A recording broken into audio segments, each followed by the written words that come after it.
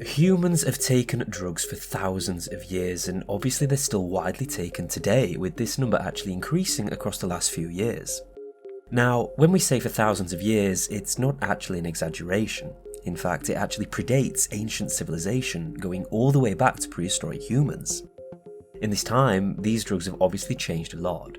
The composition has changed, their reason for taking it has changed, and even their logistics has changed. Our ancestors did not use the same heroin that a user would be found with today, as is the same with almost all of these substances. And some are even new to the scene, spawning in the last 50 years or so. But obviously it all started somewhere. Trying to pinpoint and start some sort of drug-based timeline is highly difficult. But hey, let's give it a go. Spanning as many different drugs, from the most dangerous and their descendants to those used by pretty much everyone in society. This is the entire history of drugs, I guess.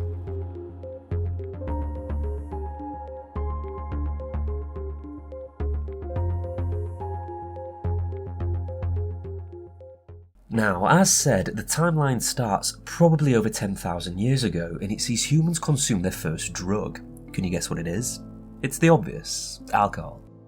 Humans have been getting tipsy for millennia, but how this actually began is honestly really quite interesting. The alcohol at the time is a lot different to the alcohol we consume today.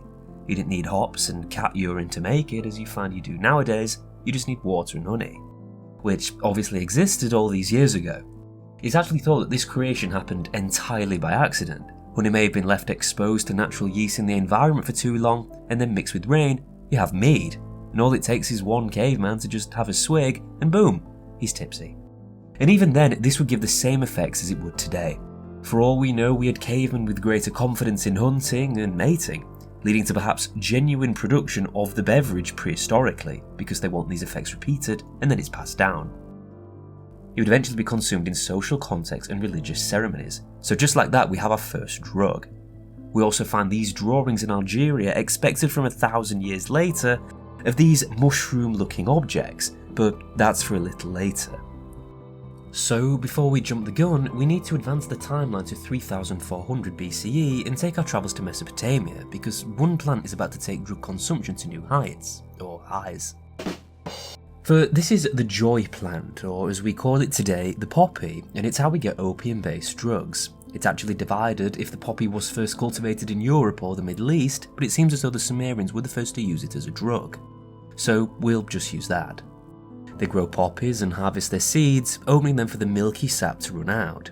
They let this sap dry and then inhale the burnt fumes or mix it with other substances, likely to relieve pain and induce sleep.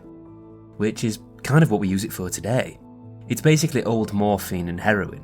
Eventually, opium would spread to the civilizations in ancient Greece and ancient Rome thousands of years later, also eventually crossing the Silk Road. And before this actual process with ancient Rome and ancient Greece, drugs were also being shipped out of China. In fact, only around 400 years following the discovery of the medicinal properties of the poppy, China found early cannabis. Hemp fibres had actually been used for a long time at this point, being used for textiles and rope, with the seeds also being used for food. It was quite nutritious. But when Shen Nong, the mythical father of Chinese medicine, included cannabis in his pharmacopoeia, it kind of took off. He described its use in medicine for pain, gout and rheumatism, and was also used as anaesthetic in ancient Chinese procedures. Shamans began using it for the psychoactive properties, especially in Taoism, for the altered states of consciousness.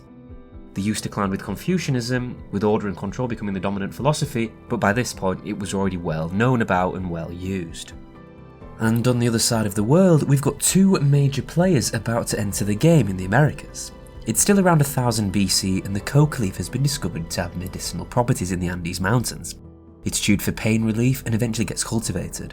Meanwhile, a bit further north, those in Mesoamerica have eaten these psilocybin mushrooms, and they love their effects. They actually have drawings of them which we can still find to this day.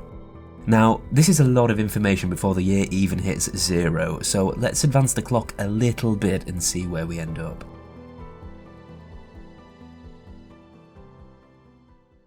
We're finally in the years AD, and drugs have actually come a long way since.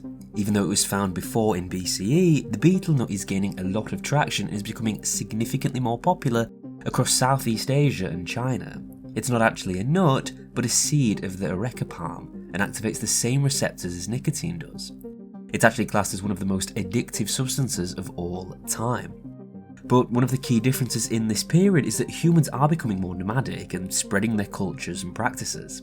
Trade was a huge contributor in spreading drugs, but they didn't really see them as drugs, instead essential commodities for earning money in. For example, the early Russian people, or the Kievan Rus derivatives at the time, heard about cannabis in China and started using it in their rituals. Cannabis is now in Europe, and hemp is now grown here too. Opium is also highly prevalent in China, and that'll play a bigger role soon. The latest drug to actually arrive on the scene is coffee. It was actually found in around the 9th century, significantly advancing the timeline a good few centuries in Ethiopia. It's believed to be the goat farmer Kaldi who saw his goats eat the coffee beans and then develop a lot more energy. Coffee eventually spreads quickly after knowing these effects, taking over the Middle East rampantly. In Turkey, hundreds of years later, coffee shops were everywhere, and at the same time this was happening, Columbus was preparing to travel across the Atlantic. Upon arriving there, the Native American population, and those in the Caribbean, were found to be using a lot of tobacco, which grew there naturally. The Europeans tried it, and they loved it, and it was one of the things to be fetched back first. So now nicotine has been brought over from the New World. Further conquistadors not long after found the Aztecs continuing their use of psilocybin as mentioned earlier, but they actually put a stop to it upon colonising the area, yet they still fetched them back to Spain, and boom, now not only is nicotine and tobacco back in Europe, but so are magic mushrooms. In return, we give the native population a load of diseases, but also cannabis, which is taken off even more in Europe. Soon to start hashish clubs in places like Paris, where the elite would consume it for inspiration. The Spanish also tried to ban the coca leaf from the Inca people in the Andes, but this didn't really work. They eventually found its properties also quite useful, and they fetched that back to Spain too. And trade with the colonies, if you can call it that, happened very frequently, sharing these drugs with greater places around the globe. In fact, opium was still going very strong in India and the Middle East, and the British East India Company, in around the 17th and 18th century, began cultivating it massively. But this would actually lead to huge social and economic consequences. In fact, tension over this opium led to huge conflict between Britain and China. China was suffering economically and wanted to stop importing as much, but the British Empire smuggled it in anyway, and due to its addictive nature, it got the Chinese population ridiculously dependent. It's believed as high as 40 million citizens were addicted to opium at this time. China eventually conceded and gave Britain Hong Kong. So now we've progressed from simple plants growing and medieval traditions to global conflicts and warfare. But even in the modern era, drugs have still come a long way. Perhaps more internal wars, but led more by science. So let's discuss that and advance the timeline a little more.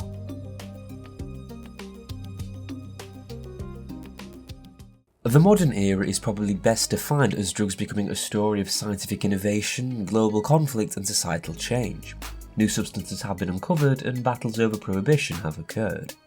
For example, in the late 19th and early 20th century, we isolated and synthesized compounds like morphine, heroin and cocaine from their natural sources. Firstly, barbiturates were composed in 1864, one of the first to be composed without plants. Then, Bayer in 1898 proposed heroin as a safer alternative to morphine, as it was supposedly less addictive.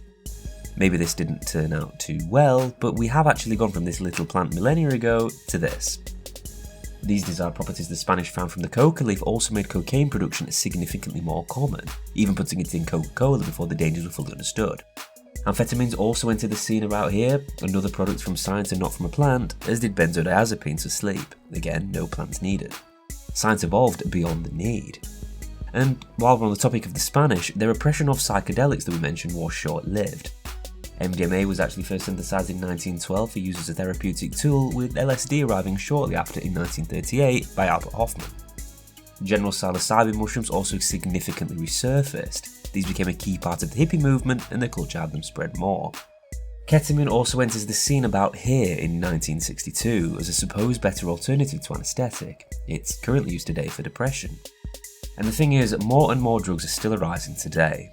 We've got fentanyl emerging in the last few decades, even more powerful than heroin, with the new nitazines on top of that, with news actually coming out about them maybe 2 years ago.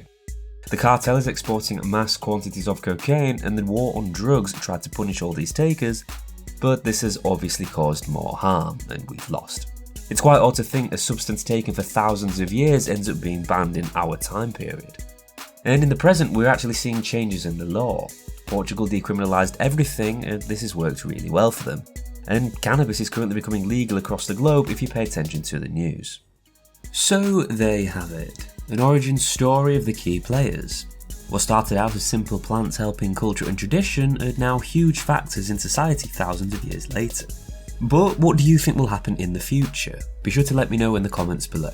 And if you don't, well, no drugs for you. Thank you so much for watching. I appreciate every single one of you. Be sure to like and subscribe if you enjoyed. It's free and it really helps me out. See you next time.